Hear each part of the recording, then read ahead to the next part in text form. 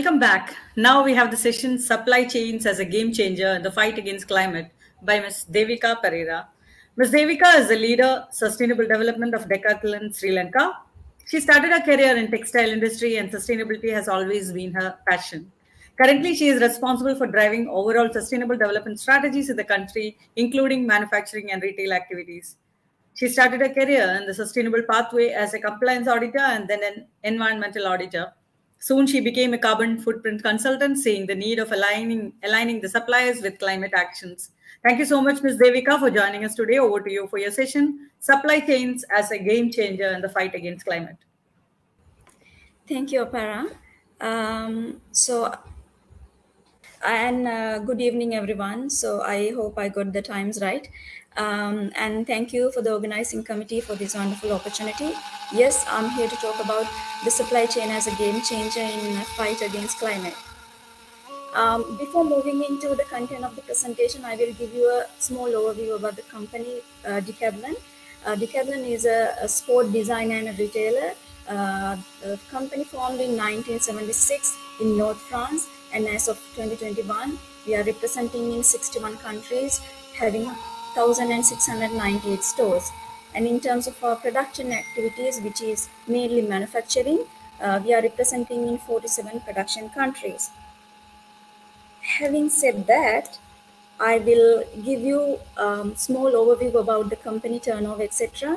So we are almost 12 billion euro company with 142 million customers, more than 400 million sports users with 75 signed sports. And if you take our entire product offer, 64% of our product which has environmental labeling, and in terms of delighted sports people, we have more than 69%. So let me tell you what is sustainable development and Decathlon as a business entity. Obviously, our sustainable development is based on 3 P's, which is people, planet, and profit.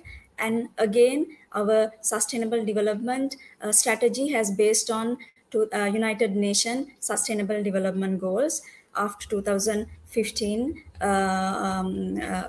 agreement.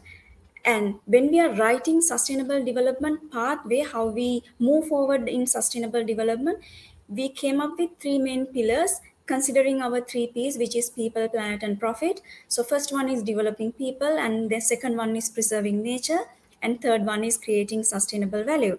So when we are talking about climate change, we are mainly focusing on our second pillar, which is preserving nature. And under preserving nature, we have 2 main focuses. First one is how we tackle climate change, and second one is circular economy. But given the topic, I will talk only about how we tackle the climate change. So this is what I wanted to present first. This is our 10-year CO2 trajectory. This is how we have defined in years to come where we want to be, what sort of a footprint reduction or what sort of a CO2 emission reduction that we want to be, considering the baseline as 2016. And our target year is 2026. Our target is to reduce 53% of our CO2 emission per euro. So this is our target. And how we came up to this target, not randomly, we approach a scientific approach with an external company. This company is a famous company, which is SBTi. And everyone knows that SBTi is a UN backup voluntary initiative helping business entities, organization to write their CO2 emission trajectory aligning with Paris Agreement, which is to limit global warming to plus 1.5 Celsius. And with help of SBTi, we have written and we have committed as a company, this is our CO2 emission trajectory to be aligned with the Paris Agreement. Now, this shows what kind of a CO2 emission breakdown we have if you consider the entire LCA. Now, you will see majorities of the emission impact from the product itself, not from the transportation of the users or transportation of the teammate or the construction or the warehouse or the building, but the product itself. the raw material extraction, the production itself, and then the design part, and then end of life, which means the recycling part as well. So that is why manufacturing is becoming a main the impact for the CO2 emission reduction throughout this supply chain.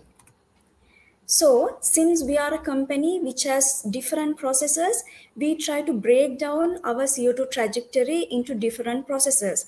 For the designing part, we have given them a different target, but for the production or the manufacturing part, we have given them a different target. And our retail stores and our warehouses, we have given them a separate target. And if I look at our logistic activity, we have given them a separate target.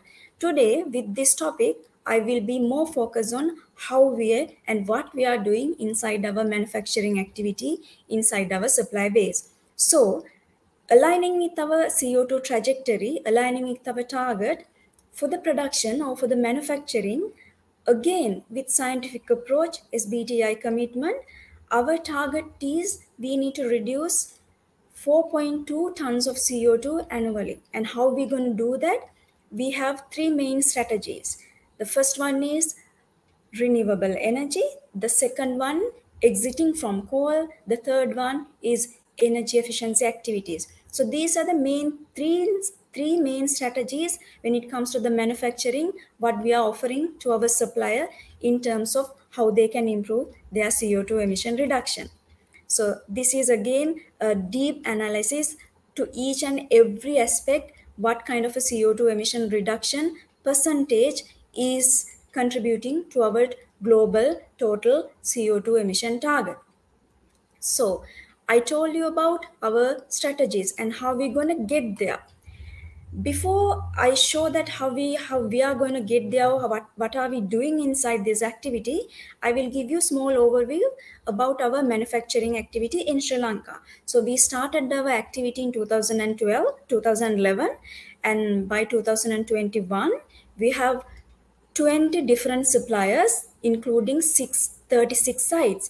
And if you take our annual, the volume, we ship 50 to 60 million pieces annually to Europe, Asia, South Africa, and South America and Africa.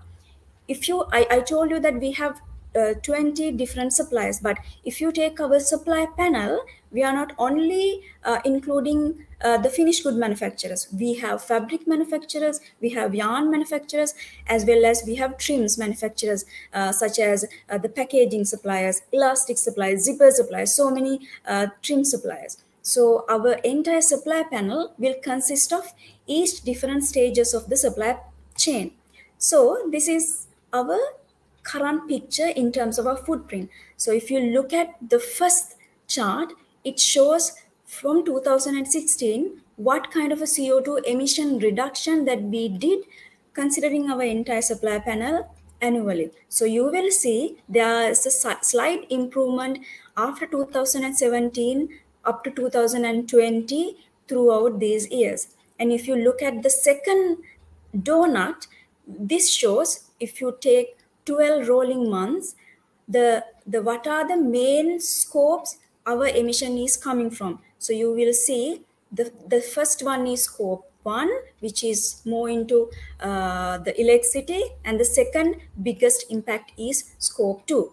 And if you look at the donut right underneath, you will see this emission is coming from which source. So like I said, the majority is coming from the electricity, and then we have coal here, and then we have fuel. So those are the main three emission energy sources which contributes to our overall emission. And if you look at the final pie chart, it shows based on 12 rolling months, based on our entire electricity consumption, what is our renewable energy, the percentage as of now. So as of now, we are almost close to 11%. Having said that, I will show you our strategy.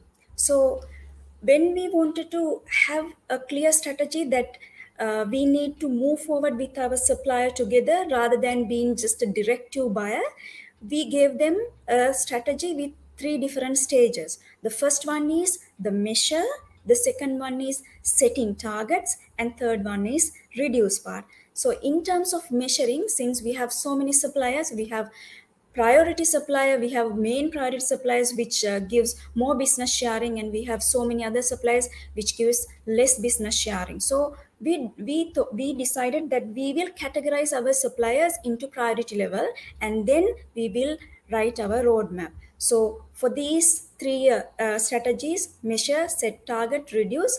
But again, we will consider how we are going to define our supply base. So this is how we did it.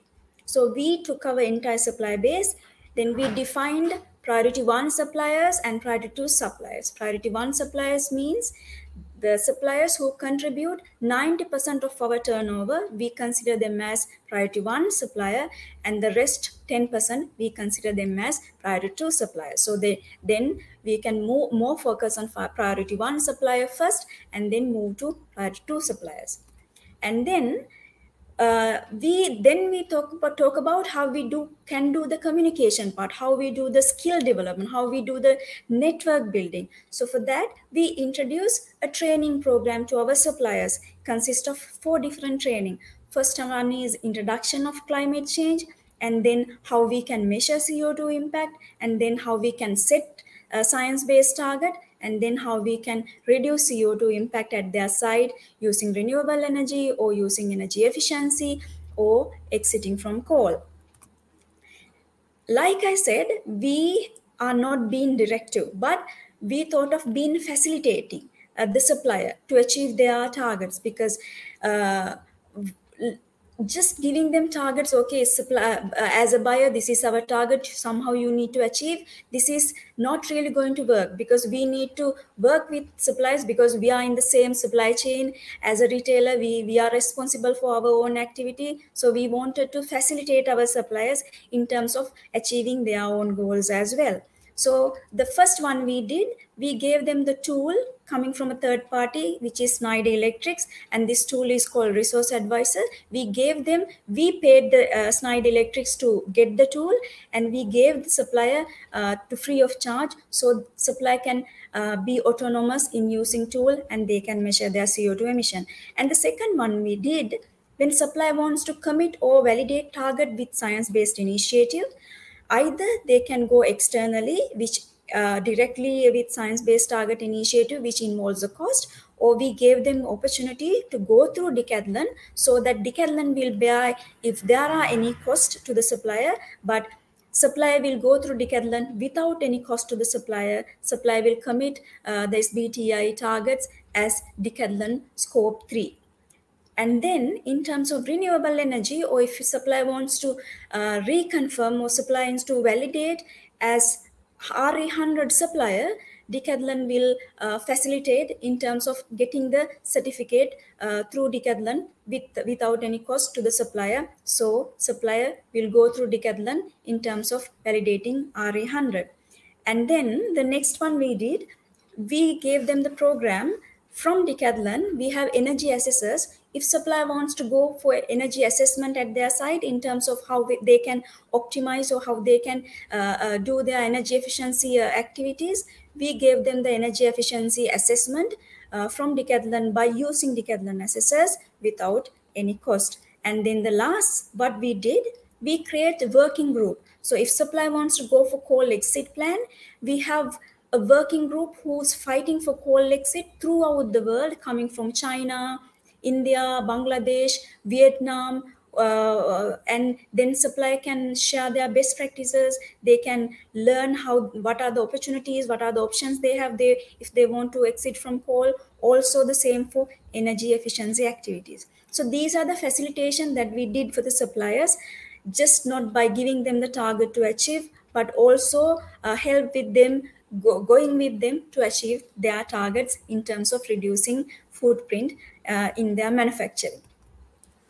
Most importantly, we didn't just do it there and we didn't stop. We also create a routine mapping and follow-up activity. So the first most important thing we did, we made the climate strategy one of our main KPIs for our country project, for each processors, or also for all our suppliers. So climate strategy or green initiative became if they have 3 main strategies, one of the main strategy. And then we created a monthly routine with internal leaders to see what is their progress in terms of climate strategy with their suppliers with each activity. And then we also created an external routine with all the suppliers with their decision makers to see what kind of a progress and what sort of a help that we should provide them in terms of going for achieving their strategies. And also, since we are a company who's working under OPEX, we incorporate CI mindset into this routine. With all this action, I would say we are not still in the ideal situation. So if you look at the first chart, you will see this is our 5-year trajectory considering the business as usual. So if you look at 2021, green columns shows what is our total CO2 emission coming from our entire supply panel, considering our business growth year on year. So you will see our business is improving, our quantity is improving, even though our supplies are not increasing. So you will see there will be a huge impact in terms of CO2 emission. If you do nothing, considering the business growth. So green bar shows if you are aligning with SBTI, what kind of a reduction you need to do year on year. So amber bar shows with all the activities that we have committed, we have written, and we are doing with our supplier right this moment, we are still below our business as usual scenario, but we are not near the science-based target initiative scenario.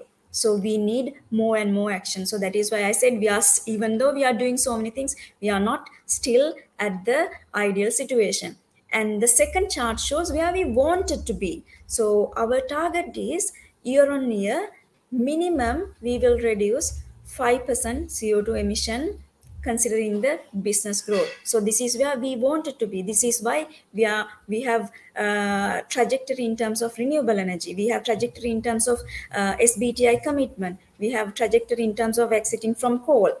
So this is our progress overall since we started this program in 2019 and we are at 2021. We have passed almost 3 years now. So 62% of our supplier panel committed and target validated with science-based target initiative, and 30% of our supplier panel generated solar on site, and 10% is in the pipeline for this year. And if you look at our exiting from coal plan, 100% of our coal use suppliers already wrote their coal exit plan. But 2022 onwards, we will see that we can get a clear impact by exiting from coal, because this is not a 1 day or 1 year journey to exit from coal. They have written their action plan for at least 3 years, 4 years, because this is huge investment. So this is why it takes some time. And if you take the energy efficiency activities, 30% of our suppliers working with experts in terms of reducing energy. And this is our trajectory with suppliers' commitment. So in terms of renewable energy, our target is to go for 25% renewable energy, considering our entire electricity consumption by 2024. And in terms of SBTI commitment, we will go for 100% SBTI committed panel by 2024. So this is our main commitment. And this is what I wanted to share, what we are doing inside our supplier panel. I hope I shared something new with you in terms of how we can fight against climate change throughout our supply chain. Thank you so much. That was an awesome session, Devika. I think the strategy measure, set target, and reduce is the strategy we all need to adopt. And thank you so much for joining us today and inspiring us. Keep doing the amazing work.